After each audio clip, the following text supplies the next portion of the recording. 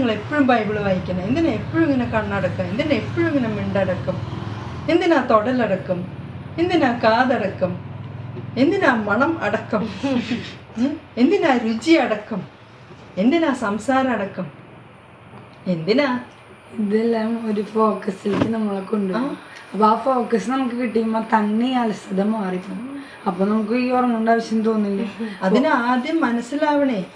ഇപ്പോഴല്ലേ നമ്മൾ ഈ ക്ലാസ്സൊക്കെ ഇങ്ങനെ കൂടുമ്പോഴല്ലേ ഇത് അലസതയല്ലേ കാരണം. അല്ലെങ്കിൽ നമ്മളൊന്നും ചിന്തിക്കണില്ല, പോയി കിടന്നുറങ്ങി കുറച്ച് TV കണ്ടു, അത് കണ്ടു, ഇത് കണ്ടു, അങ്ങോട്ട് പോയി ഇങ്ങോട്ട് പോയി മൊബൈൽ നോക്കി, ലാപ്ടോപ്പ് നോക്കി, അങ്ങനെ ഇങ്ങനെ പോകുന്നു. ഇപ്പോൾ ഈ അലസത എന്ന് പറയുന്നത് ഇത്രയും ദുഷിച്ച ശക്തമായിട്ടുള്ളൊരു തിന്മയാണെന്ന് അറിയുമ്പോൾ അത് പോണെന്നുള്ള ആഗ്രഹമെങ്കിലും വന്നാ? പോയിട്ടില്ല. പോണെന്നുള്ള ആഗ്രഹം വന്നോ?